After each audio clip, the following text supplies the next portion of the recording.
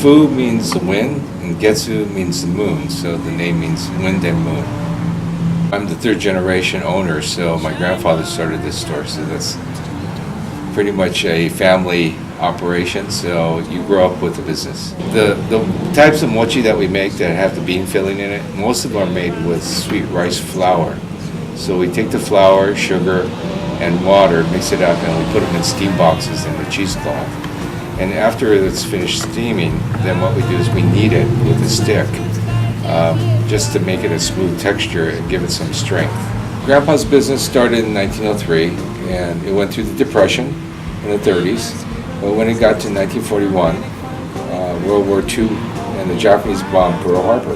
Immediately after that, Japanese Americans were gathered up. They had a 2-week notice, and they had to go to camps with whatever they could carry. And meaning that most of the businesses here had to liquidate all their assets within a 2-week period.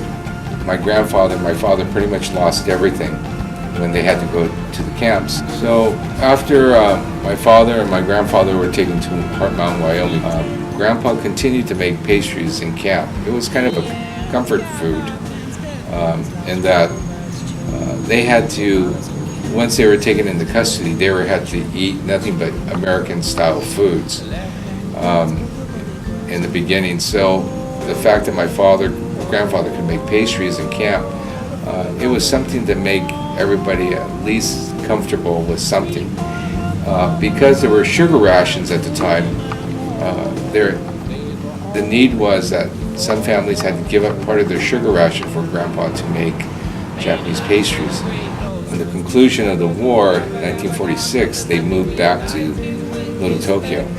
My dad had to work to try to save enough money to restart the store.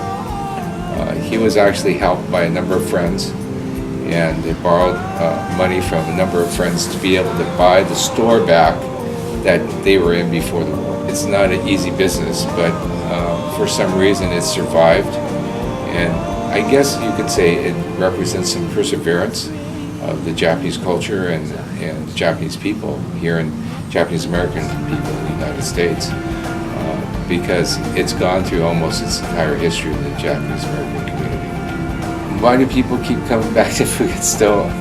I think it has a lot to do with tradition, memories. Most Japanese American remember my store as children.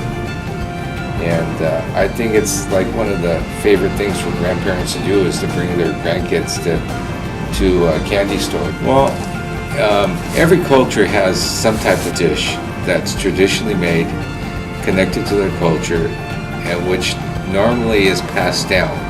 In other cultures you might have ravioli is another, dim sum might be another in the Chinese community, but it's passed down how to make it, the recipes and things like that. The generations are connected by this one dumpling. Well, in the Japanese American, it's mochi.